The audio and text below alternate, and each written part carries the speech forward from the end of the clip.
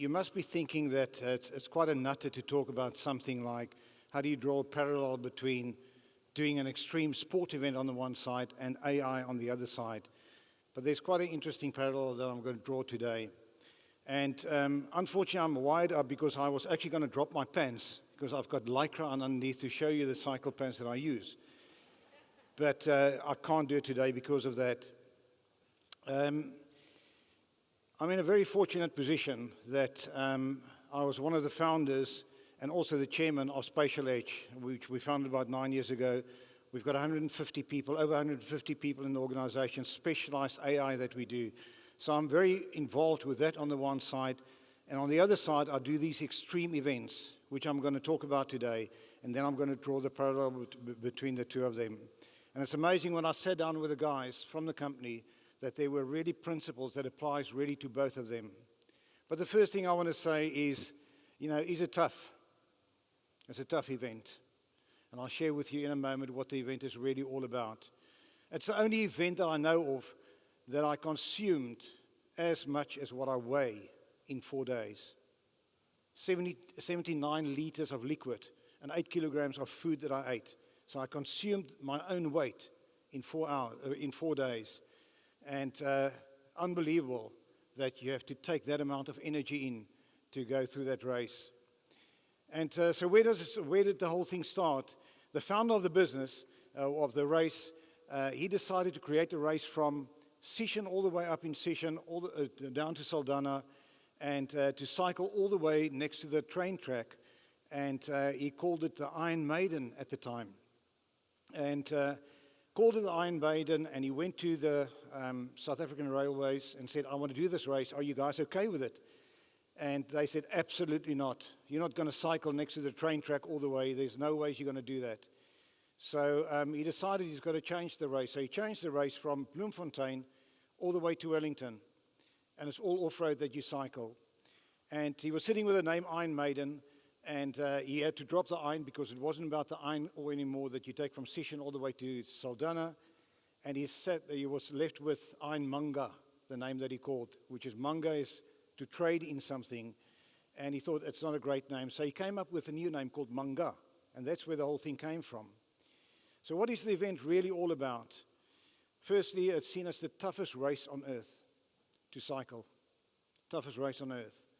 Really tough.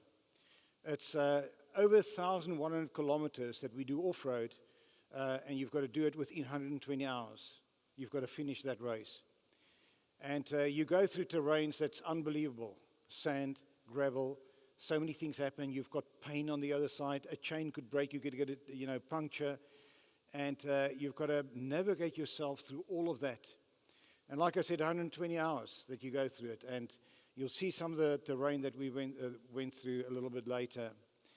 What's also interesting, we had these race villages that you can go and fuel up, get food, and the water points where you can also fuel up and maybe sleep if you want to do that. But you decide on everything. When you stop, when you sleep, when you eat, when you fuel up, anything. That's your decision that you make at every point in time. You don't have any route markers. The only thing that you've got is you've got a GPS device that gives you the directions of where you've got to go. So you've got to navigate yourself all the way. And so you make all the decisions on the route as you go along. And sometimes it's not just the decisions about how you get navigated. Sometimes it's a simple thing, like sitting there and you're cycling and you're on a road and you're in the sand, going on a certain track, and suddenly you hit sand or a stone or something like that. And you've got to quickly observe, where can I go right now? And make a decision and actually navigate slightly around things like that. So even those micro decisions the whole time you've got to make. Is it tough? Yes, it's tough. And I'd like to show you a video of one of my heroes of the race. And I'll tell you why he's a hero afterwards. Amen. Oh, das ist rough, das hier, man. Amen. All I can tell you, this guy's crying, and just listen to what he's saying. Das ist rauf, das hier, man. Oh,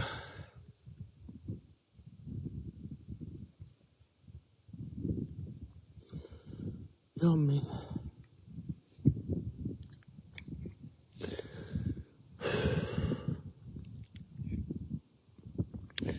It's such a hectic moment now.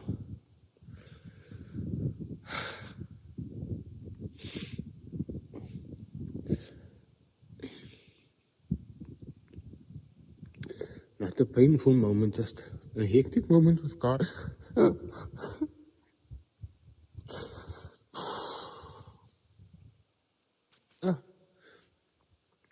in so much pain.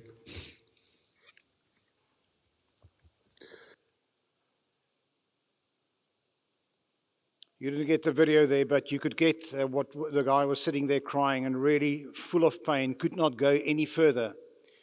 And he had to make a decision. Does he continue or doesn't he continue in the process? And one of my heroes, he came in. We had 120 hours to do the race. He came in with 12 minutes to go. He finished the race in that condition that he was. Could not go on. But he made micro decisions about how do I get my fueling back? How do I get my energy back? And he made that decision and actually finished the race. And why did he finish the race? And I will start talking about the principles of why there's a big parallel between doing an endurance like this and doing the AI that we talk about. The first thing, he knew that he had to go, he had a strategic direction. And one of the things that we see in big corporates is we always have a fixed plan. We've got to follow this plan and implement the plan. In this thing, you can't have a fixed plan because you don't know what's going to happen. But you've got to know where the direction is. And in this race, it's not about the bike. It's about the rider, the decisions that the rider makes. And isn't it amazing that in AI, one of the biggest things in AI is, why does it fail? Nearly 90% because of the people. Not dealing with the people in the right way. The next thing that he did was, he was agile and lean. Why was he agile and lean? Constant recalibration to changes. There was the whole time changes taking place. And he had to really recalibrate himself. If something goes wrong, he's got to make a decision about it in that moment. But you know, it's not just about information. And that's what we see also in AI happening. People think it's all about information, but it's based on the decisions that you make on the information and actually implementing. And that's what he did in the race. And the final thing, and I love the word high agency, proactive author of their own story, always looking at how can I improve? How can I do things differently? Always pursuing how to improve the things that he does. And he finished it. What an amazing story about the guy. So let me tell you a little bit about my race that I had last year. You can't do this thing without preparation. Training months in advance, every day that you go out there and train for the race. Yesterday morning, and that's the photograph top left that you see there, 4:45 at the hotel, I was on the bike, spinning for 3 hours, making sure that I can get my body into the right condition. You can see there also getting my bike ready, and I even have a spinning bike, the middle photograph at the bottom, at home, that if it rains, I can still do the race. And on the right-hand side, over 60 items that I had to take with me on the race, from plasters to ointment to lights to bottles to a backpack, all of the things that I need to take with me.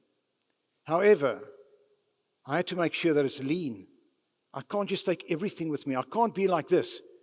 So I'm going to take everything with me. Even the microwave is going with me, and, you know, the coffee machine, because what if I need a parachute on the other side? I had to be lean. I had to say, what's the minimum viable stuff that I can take with me? Because if I go like that, I'm not going to finish it. And before I knew it, after months and months of training, I arrived at the race. And this is the night before the race. And you can see me there. The gear that I've got on there is exactly what I raced in. My 60 items somewhere on my body or on the bike. And everybody of us being very nervous at the time. You know, what's lying ahead? You know, what's going to happen with us? And before you know it, the race starts the next morning. It started at 12 o'clock and on a Wednesday. and you kick off there and you'll think, but Dion, you must have an amazing plan to do the race. Let me tell you, if you have a fixed plan, you'll be disappointed within the first 5 kilometers. You've got no control over the wind.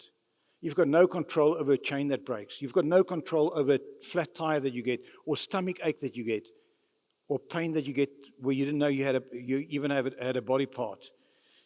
And so you kick off there, and you can see there on tar, but within 50 meters from that start, we were on the gravel roads, and we were going through the Karoo and the Tankwa Karoo in very harsh conditions, with temperatures sometimes going up to 44 degrees. And I can remember some of the scenery that I saw. You can't see the top left one there so well, but it's in a place called Oberg, and the views that you've got, it literally drops 600 meters down into the Tankwa there. Most beautiful views that we got there. That middle photograph top was me at sunrise on the Saturday morning. And you can see the single tracks, all the mountains there. You can see the corrugated bottom left photograph there. It's when you shake on that bike, and you need to keep on going by shaking like that. And then finally, on the right-hand side bottom, you can see the sand tracks that we did. And let me tell you, a sand track is not easy. If you've cycled, you'll know. It's a tough thing to do, to cycle through the sand tracks. But while you're doing this, it's amazing the thoughts that go through your head. The whole time you're sitting there thinking, because most of the time you're cycling on your own, no one with you, you're alone. And if at any time you think about anything that's negative, it'll influence your motivation. You've got to kill all negative stuff out of your mind, all the way. Never have doubt. And when I really realized that I'm getting into the real motion was when I was sitting there and I was just pedaling, and I literally went into a meditative state where I was just pedaling and believing that I'm going to do this, believing that I will finish. But a race like this cannot go without amazing support.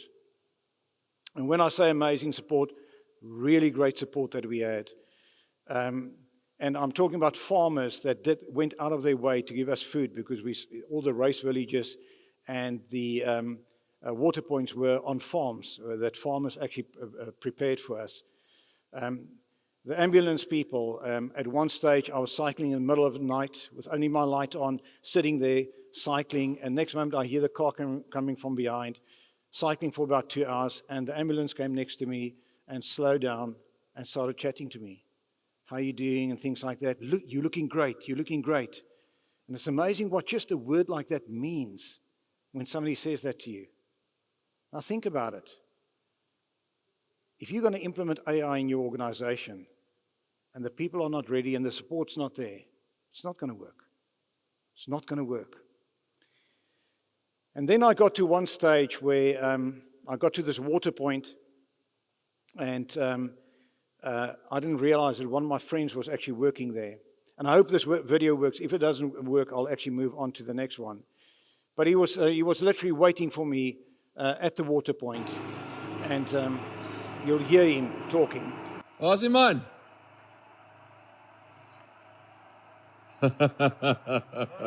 Yes.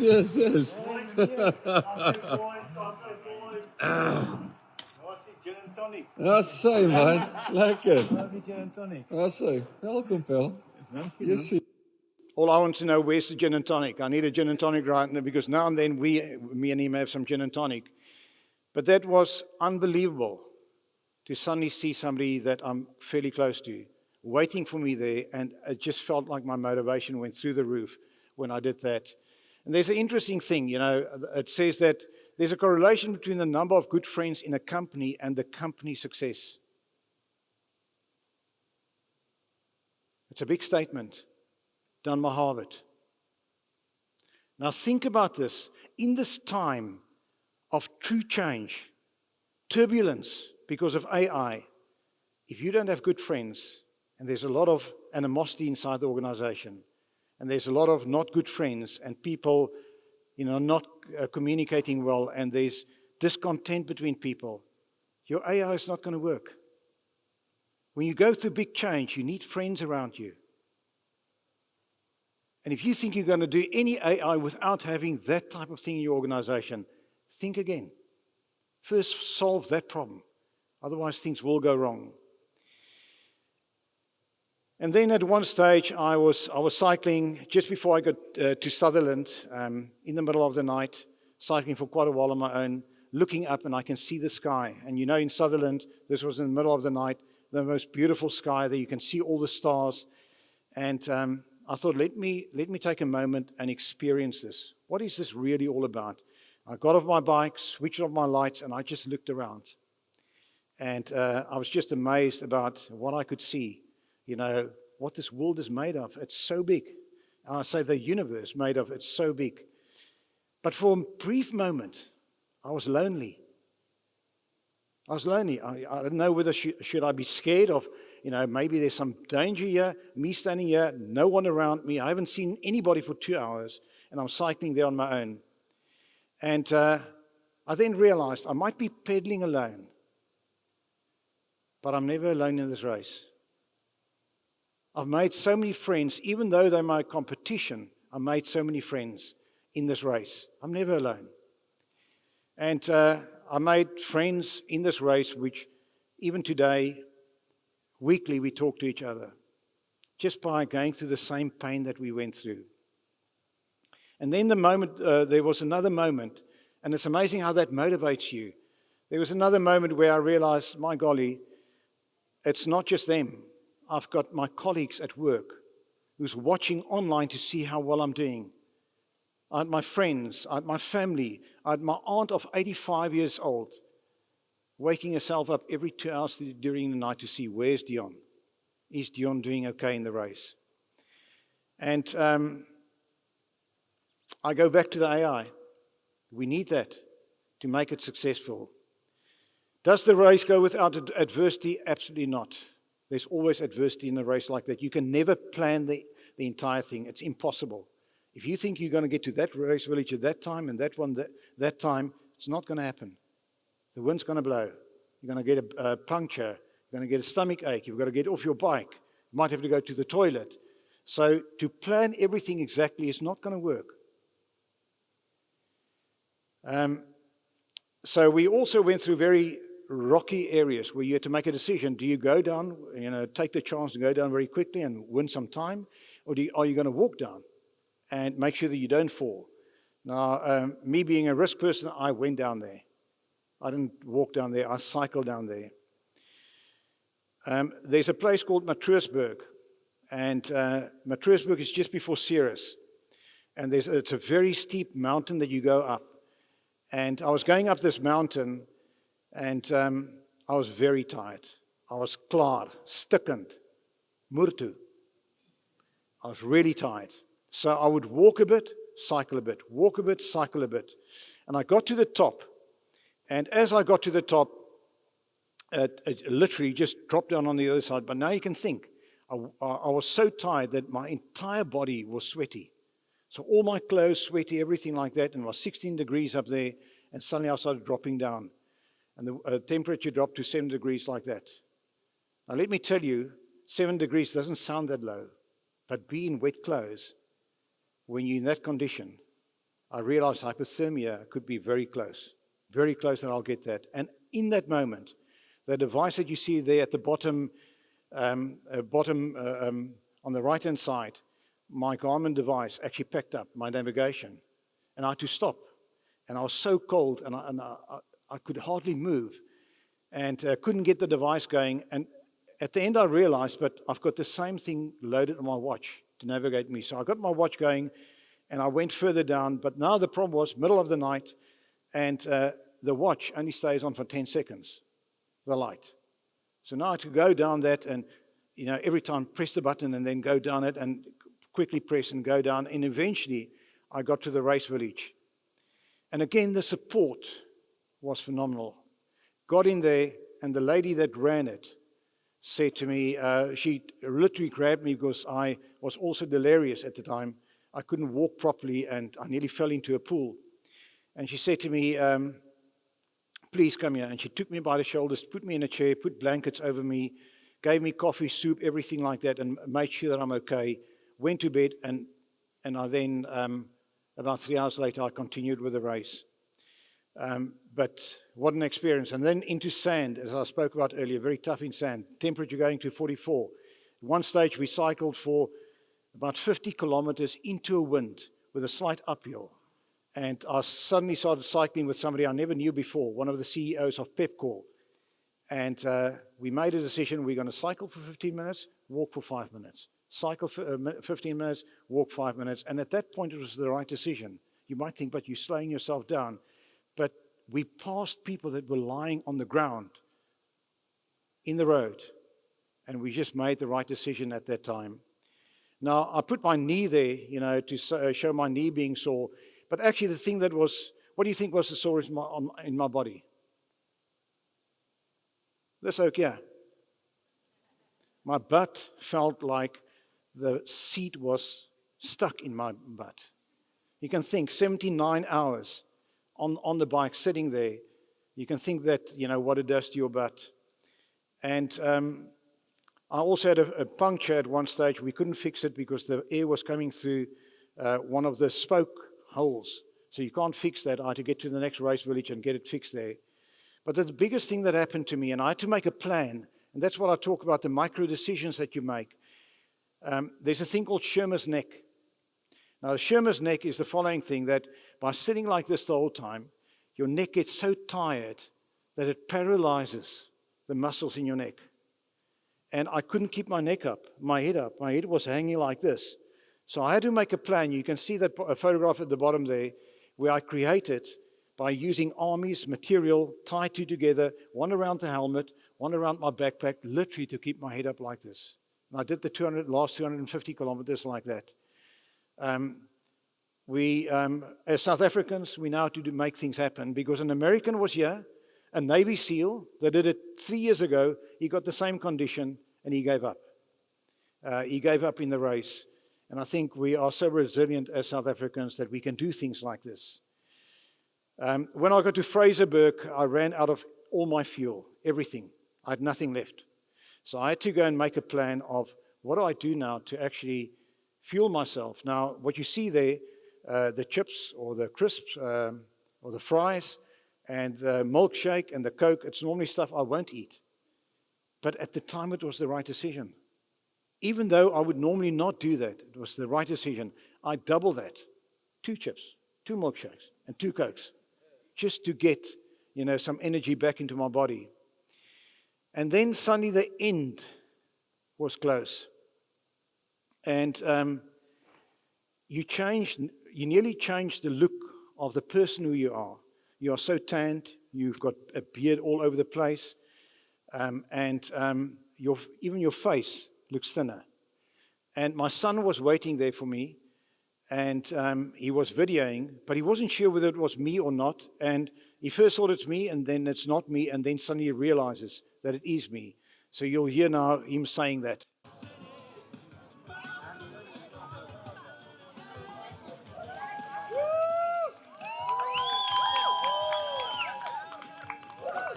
Yeah, that's him.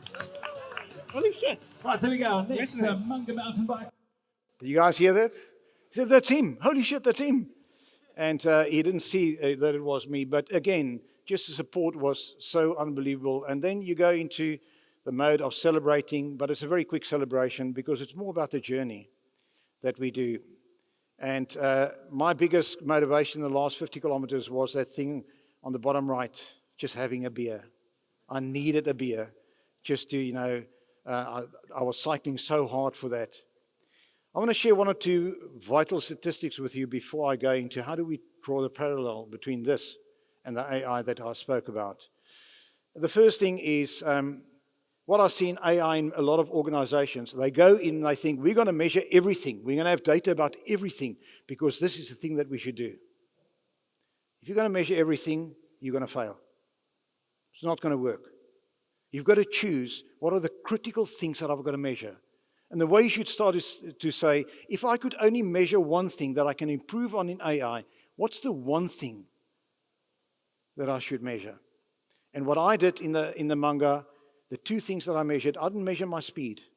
I did have the distance, but I didn't look at that. I didn't look at my power. What I did look at was only two things. Only two things that I looked at. The one was how fast was I pedaling, not my speed, my pedal speed, the cadence. And the other one was my heart rate. Because with that, I could control the outcome of my race. And I learned a very interesting thing, that your body has got a unique mechanism. At one stage, I was cycling next to somebody, and I could not get my heart rate above 105. Couldn't get it above 105. And I spoke to the guy next to me cycling. I said, listen, I'm worried. I'm going to stop at the next race village. My heart, there's something wrong. I'm worried. I might have to pull out. And he said, what's wrong? I said, I can't get it above 105. He said, and he laughed. And he said, listen, you're in an endurance race. Your body's got a natural way of controlling your heart rate, not to go above a certain level when you are that tired and fatigued. And it was a lesson that I learned that I never knew. The other statistics, it took me 3 days and 21 hours. So I came in way within the 5 days that they spoke about. I only had 5.5 hours of sleep, 79 hours of cycling, and a further 7 hours off the bike. That's more or less my statistics. But look at this. On 29 November, I weighed 85 kilograms. In the race, I took 77 liters of liquid that included, some carbohydrates and electrolytes, etc., and about 8 kilograms of food. So I doubled my weight in the race. But I used so much energy that all of that was gone. I only went to the toilet once with all of that stuff in my body. My body consumed everything. I needed the energy to actually do it. And on 1 December, the day that I finished, I weighed 82 kilograms. So not only did I eat myself, I also lost another 3 kilograms. And then, so within about 20 minutes of finishing my celebration, my thought process was already going, what's the next thing? What's the next thing I'm going to do? Last year when I did it, I was 60 years old. And out of 250 people, I came 47th. This year, I'm going to be 61, and I want to win my age group, and I want to be in the top 25. And that's my mission for this year. And literally, today, 3 weeks, I would be busy an hour and a half cycling already. The race is in 3 weeks' time, starting on 12 o'clock on the Wednesday in 3 weeks' time. But it's, I do believe we've got to push boundaries the whole time. But I want to quickly talk about this endurance and AI. How does it fit in together? And like I said, I've got the privilege of working in a company where we're the biggest specialized AI company in Africa, and I also do these sports events. How do we tie the things together? So let me share the first thing about what really made the difference. And I mentioned these three things a little bit earlier, why that other guy finished. His strategic direction, being agile and lean on the other side, and having a high agency, always want to improve the whole time on everything that they do. I had to cycle while I was cycling. At every race village, I'll evaluate what happened on the last part and what can I improve going forward. So the whole time trying to improve it. But I want to add something to it. That is a discipline to make positive decisions. A discipline to make positive decisions. We can make negative decisions, or we might not make a decision. Do you know that the biggest stress creator in life is not making decisions? Single biggest stress creator. And it's a discipline to make positive decisions. But I want to add to that. It's not just that. This is a critical thing. Do you have friends? Do you have close people that support you? And that's why we can do the Munga. So how do I apply that now? Those three principles in the beginning. How do I apply that in the AI world? And if we look at strategic intent, if you think you're going to have a fixed plan that in 3 years' time this is where we're going to be, forget about it. Define the direction you want to go into and start the journey. You don't know what's going to happen. You don't know what results you're going to get, where you might have to make decisions. So it's definitely not a fixed plan. It's a direction that you define, in the direction that you go. If somebody comes to me and say, you know what, Dion, we've taken all the data in the organization. We've got 2 terabytes of data in our data warehouse, and we've got all the tools. I say, yeah. And what's your strategic direction? What's the business value that you're trying to create in your organization by applying the AI? And you know what? A few times I was at companies where I go and sit down with people and they say, we're busy with AI, we're doing it. And the first question I ask them, so what's the business value you're going to create? And they say, I don't know. I say, how are they going to measure you? I don't know. And that's one of the key things that I do believe we need to understand before you even embark on AI. You've got to start and ask the question, what's the business value I'm trying to create here? And that's where you start. The actual business value in dollars, in rand and cent. And that's how you're going to really get to the next level. And it's even not about the theoretical models. I've seen theoretical models and solutions, and people talk about things. Show me the one thing that's going to create value. And start doing that. So I really mean it. Show me the business value, and let's have a kickoff and start the process. If you're an exec in an organization where you want to do AI, that's the first question you've got to ask. Where do we start? Where do we start with the business value? So that's the strategic direction, the same thing as what I did in the Munga. The next one was the agile and lean, being really agile and lean, because there's constant recalibration. Constantly we're finding out information in the data, and we change our direction slightly. And we've got to be able to do that. Let me take an example. I've seen an organization where they said, we need to sell more to our existing customers. We need to increase our revenue. And they start analyzing the data, and very soon they realize the actual issue is not cross-selling. It's the customers dropping off and disappearing. And rather, you change the focus then to that and not just get stuck on the cross-selling. And I see that the whole time happening in organizations. You've got to be able to change on the fly if it's the right thing to do. But I also believe that you should start small. I believe that AI should be like a miniskirt. Small enough to get the attention, big enough to cover the subject. Okay? Make sure that you do that, okay? And what I mean by that is do something small and get the value, and then iterate from there and become bigger and bigger and bigger. Don't think you're going to do everything at once. Start small and start learning from that and really apply it like that. So do it lean. Really do it lean. The organizations that's tried AI that big, that's why we've got over 90% of organizations saying we still haven't got value from AI. That's what they're saying. Start small, define the business value, and then iterate from there. The other one, our agency, how do we the whole time improve? Don't just go with the first results that you get. Be really the proactive author of your own way inside the organization. Always improve. Make sure that you're always in pursuit of improving what you've just done. Don't just stop when you've delivered something. See how you constantly can improve from that. And it's a mindset. It's a mindset you've got in the organization. It's a culture in the organization that you've got to do.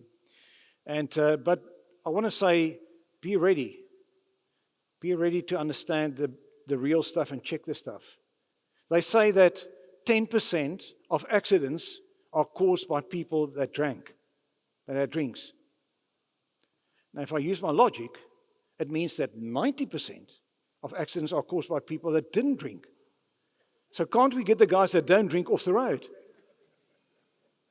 But if you understand the context on the other side, only 1% of people drink and drive, but they cause 10% of the accidents. So you've got to understand the context. I can show you anything with numbers, but I need to understand the context of the numbers. Otherwise, I might make the wrong decisions and get the guys that don't drink off the road because they cause 90% of the accidents.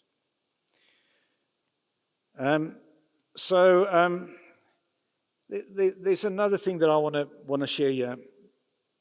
I speak a lot about the people side also. And so many times in life, we think it's really about the process, it's about the technology and things like that, but everything starts with the people. And if you could get yourself into a positive frame of mind, sometimes just put on that smile. It's an amazing thing to do. Go into a meeting with a smile on. It makes you feel better and the other people feel better. And there's a much better liking just by doing something simple like that. Next time before you go to a meeting, do the following thing. Before you go into the meeting, sit in a powerful position. Sit back like this, sit in a powerful position. And when you go into the meeting, you don't have to sit in that position, but it puts your mind into a process of saying, I feel confident, I feel powerful. And going in being confident on the one side, and on the other side, being able to smile and people can see that you're in a good mood. It changes everything, it changes the dynamic. And in this turbulent world of AI, if you cannot do that, and you walk into meetings where everything is a war zone, and everything is discontent, and everything is people are just differing from each other, bad communication, it's not going to work. Simple principles that changes the world. You know what? Before I get on my bike and I do another section in the race, I stand in a powerful position to get my mind into that I feel confident. It changes everything in the way that I perform. It changes everything in what you do in the AI world, because AI is going to disrupt. And if you don't have friends and good vibes, it's going to kill you. So make sure that you get that right. Just before I got to Sutherland, I went past this sign. And as I went past the sign, I thought, I've got to stop. Let me take a photograph. Because I had two choices on that sign. I had a choice of, oh my golly, this is danger, it's downhill. Or I can make a decision, sure, this is going to be nice. I can free a bit with my bike down there and save some energy. I had the choice on which one I choose of those two. If I chose the negative one, it would influence my confidence. So I couldn't do that. I had to take the positive thing. And the same thing happens when you do your AI in the organization.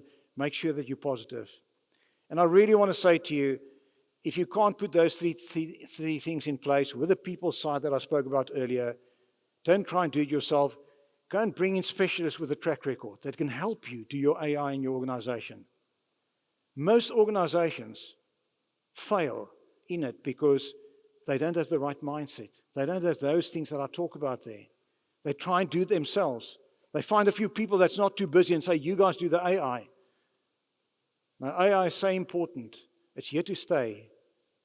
And it's not going to go away. It's going to influence everything that we do.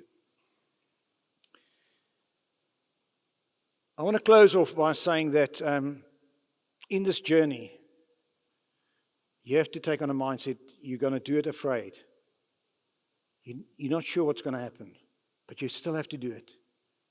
Think about it.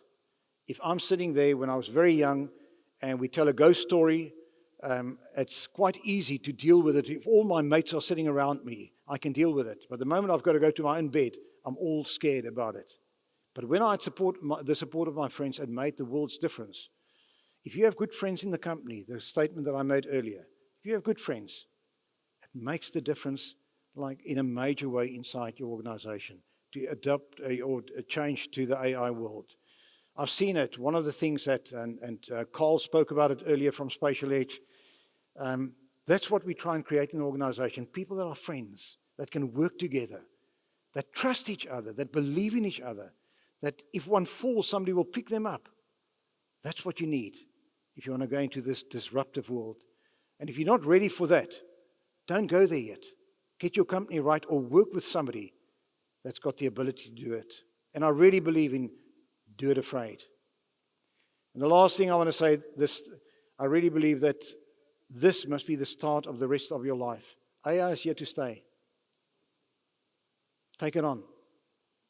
Be ready for it. And I believe that it can make the world's difference if you really take it in. I really want to thank everybody that spoke about South Africa and being so positive about South Africa. I truly believe in South Africa. Do you know that we've got the most neutral English in the world? We are understood by the most people in the world are English. We've got a get-go mentality. We don't give up. We're willing to challenge. We heard one of the speakers earlier. We're willing to challenge. We're sitting on the biggest opportunity of our lives, and we can make a difference here. We can really make a difference. And if you have any questions, please, you can send me an email. If you want to talk about the Munga or this mindset or anything like that, or about how to kick off your AI, please give me just send me an email. No problem with that. Thank you for your time. I really appreciate it.